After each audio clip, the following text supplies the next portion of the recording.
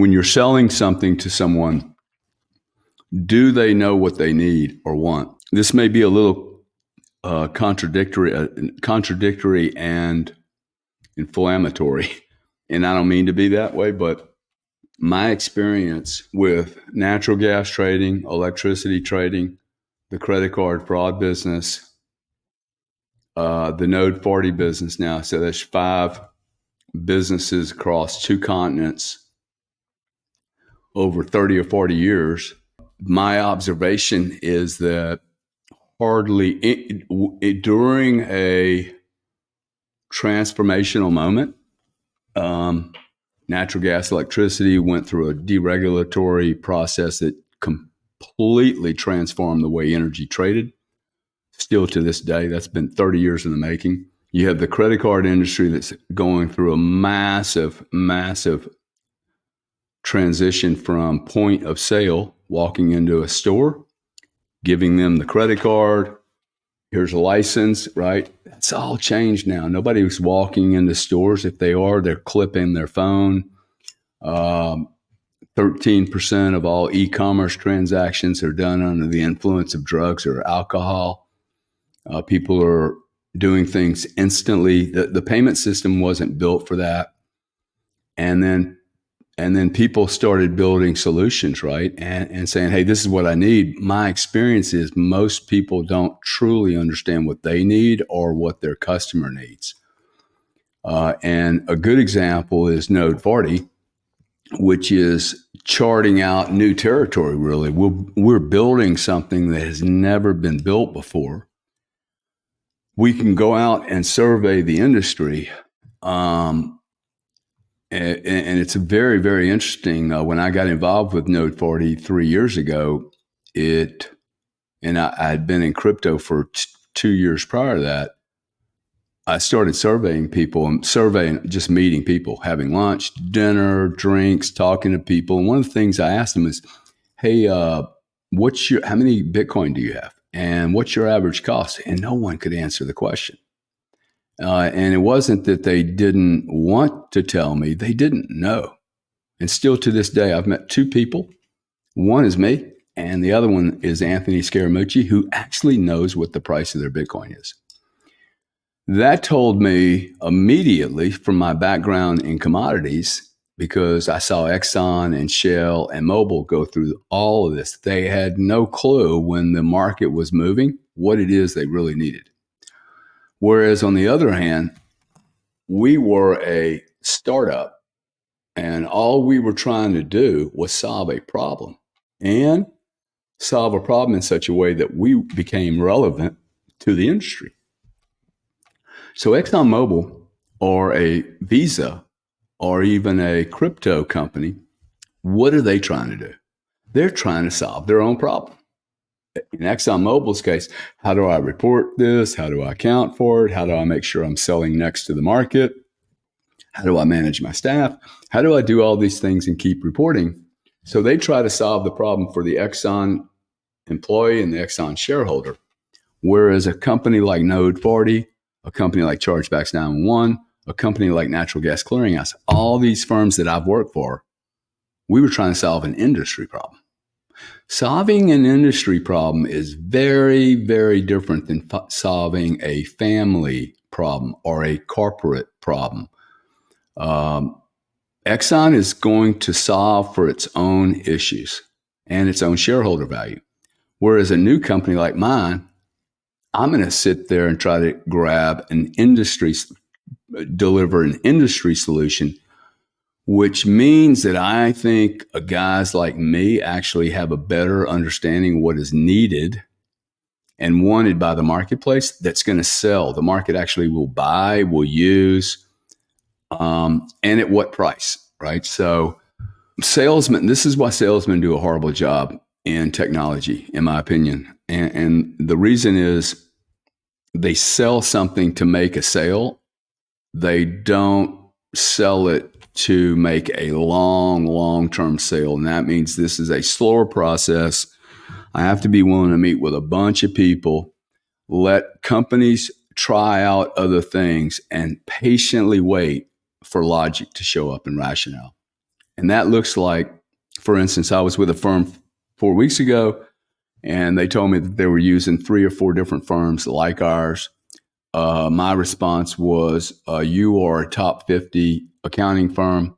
There is no chance that you're going to continue using third-party solutions that you're putting your name on and approving and validating, much less why would you use 4, 5, 6 different solutions throughout your company when there's only going to be one right solution. This is numbers. This is math. Bouncing around with 4 or 5 different software packages, referring people. I don't see how this is scalable. So it's easy for me to be able to go into some of these firms and look, hey, look, I'll introduce you to all my competitors. No problem. You guys go use all that stuff. Pick a winner. Make sure they let you do it under your own name. We will build solutions that my solution has your name on it. It doesn't have my name on it. I want you to be able to have your own rules. Like we noticed 2 years ago, a XYZ top 10 accounting firm is going to want to have their own unique bespoke rules that aren't shared with KPMG. And so we're prepared for that. We've built white label solution. And this is how I bet on these, okay? Once I think I know what everyone needs, because I've sat down with 100 companies and they've told me what they think they need, it's really much easier for me to wrap together. Guys, I've heard some real consistent things here. In addition to what you think you need, I think the industry needs a solution. And one of that messages was you need a white label. So if Ernst & Young is going to use it, it's going to be their tool forever. And they have the right to their own rules, their own code. And that's not going to be shared with a competitor of theirs. And then a XYZ company can come in and put their Deloitte name on it. And then Deloitte has a different set of rules as how they manage whatever their clients. The other thing is, when you're building these solutions, one thing that's important for me, at least, is to make sure the audience that I'm trying to serve understands I will never, ever compete with them. I am there to serve them. And my message here is Node 40 is not an accounting firm. And Chargebacks 911 was not a credit card company. And Natural Gas Clearinghouse was not an energy company. It was doing something different. It was a trading operation that was trying to make the market more efficient and take their piece of fat. The credit card industry, we were trying to actually reform all chargebacks until Visa and MasterCard they love these problems. So it's never going to get fixed. Sometimes you need to know if you're in a market and you just can't fix a problem because the problem is actually of great benefit to other people. But with the Node 40 business, it is so clear to me what the IRS is going to want, what the DOJ is going to want, what any holder of Bitcoin. If you think this is going to $250,000, you will be on my solution before it's over, because this solution was built to protect your money from draconian overreach or mistakes made by your own professionals, lawyers, auditors, accountants. You cannot expect. Look, I am not going to my general practitioner if I have cancer. I'm going to the best damn cancer doctor on the planet. If you have $1 million or $100 million worth of Bitcoin and crypto, why are you using a $100 solution? It makes no sense to me. You want to use the most robust solution you can possibly use.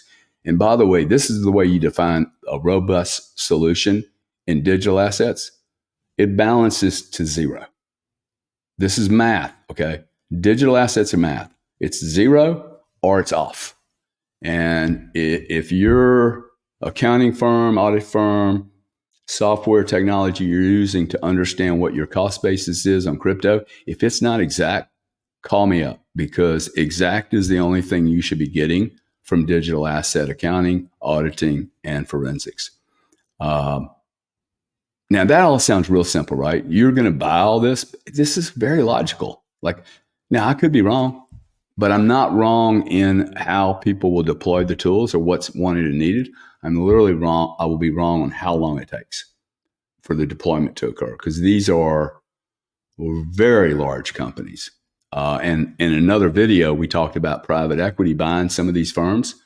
That will accelerate the implementation and deployment of new software tools to serve the digital asset industry, and it will accelerate it because it'll cut through some of the bureaucratic decision making. And here's another thing: if you're building these businesses, you have to understand how long it takes your client to move.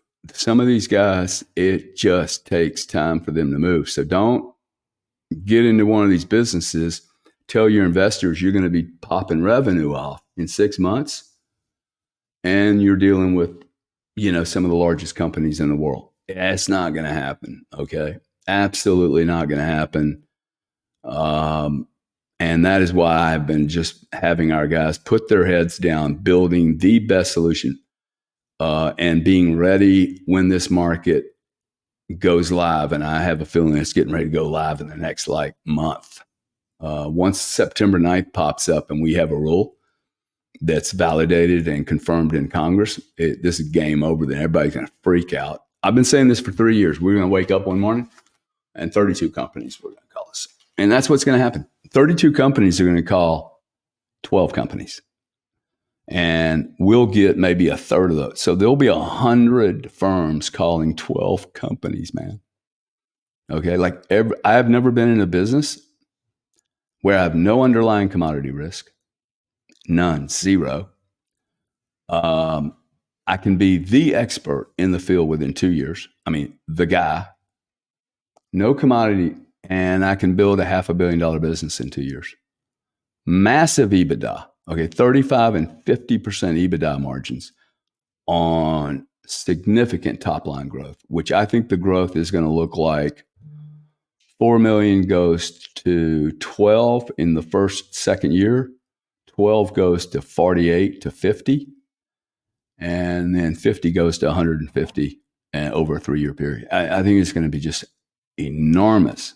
I could be off a little bit on my timing, but I'm not going to be off much. One of the greatest opportunities in the world, building software solutions for the digital asset industry, probably 10 years of work to do. It's going to be so exciting. I would invest in 5 of these, dude. I mean, it's all about now, do you have smart management?